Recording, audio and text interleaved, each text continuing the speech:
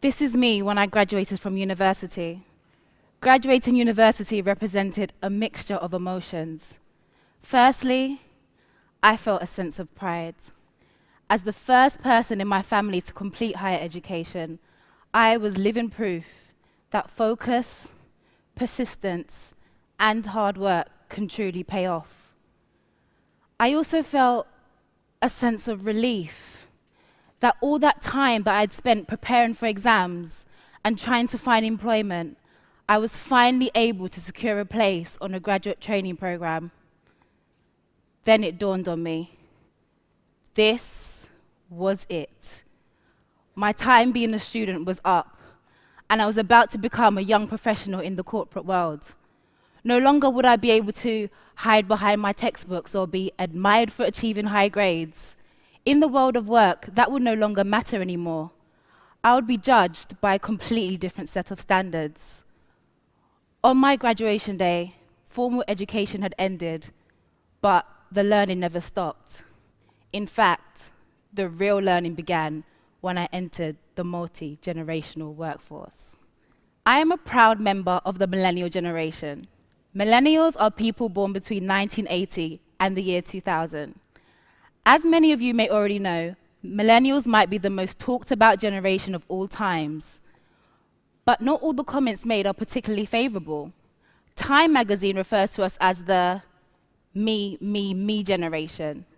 We are described as self-centered, over-ambitious, and have an overwhelming sense of entitlement. Because we are highly educated and from a young age were surrounded by technology, which meant that we were accustomed to having things faster, doing multiple things at once, and even having things done for us.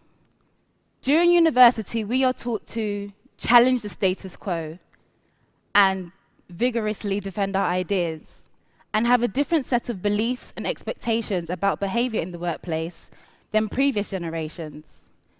For myself, like many other recent graduates, entering the workplace as a group with the least amount of experience, starting out can be a struggle to gain credibility.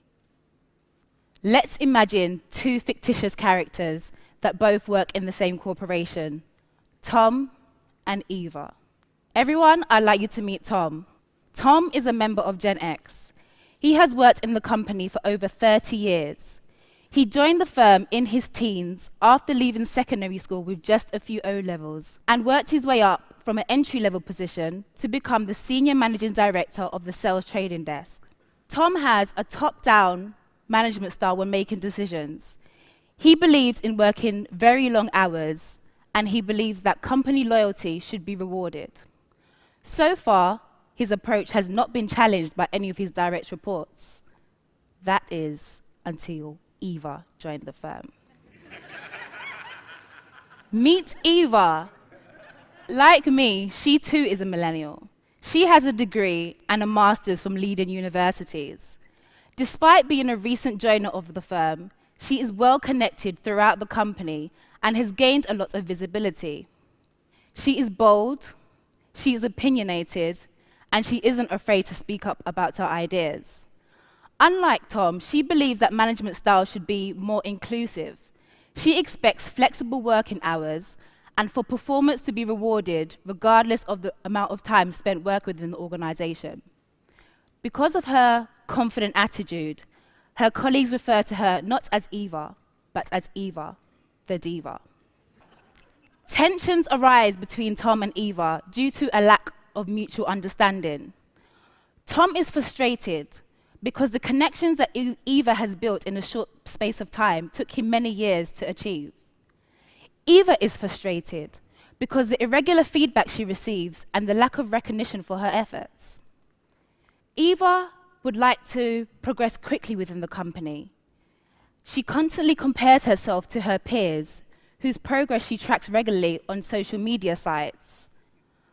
Tom believes that Eva should be more focused on developing her work ethic and be less concerned about the speed of her career advancement. In his view, she should focus on gaining the maturity and life skills needed so that she can better cope with more responsibility in the future. Eva disagrees. She feels that it's not worth pursuing a role within a company where her ideas and career growth prospects are limited and considers resigning. This situation highlights some of the intergenerational conflicts that may occur within the workplace. Clearly, there are differences between how Gen X and millennials think, but I have seen how both can learn from one another. As millennials, we are forward-thinking go-getters that tend to achieve what we set our sights on. At work, we bring technological knowledge, new ideas, and knowledge of how to utilize existing networks and grow new networks effectively. Even though we are passionate, motivated, and keen to learn, I recognize the wisdom and experience that older generations bring. I have learned a lot myself from working in a multi-generational workforce, both personally and professionally. Useful lessons that I have learned from Gen X include to be more patient. Life is a marathon, it is not a sprint. To view every challenge as an opportunity to learn and grow. And lastly, to try not to take things too personally. Essentially, I'm sure we'll all agree that regardless of our generational differences, we all want the same things. We all want the opportunity to be fairly compensated for our efforts, to have a greater work-life balance, and the opportunities to fulfill our potential. I believe that it is crucial for companies to create environments that are collaborative and inclusive, so all of us are encouraged to bring more of our hearts and our minds to the workplace. Companies can improve employee engagement through collaborative projects so that people with different expertise are encouraged to contribute. By cross-training members of staff so that everyone is encouraged to learn from one another.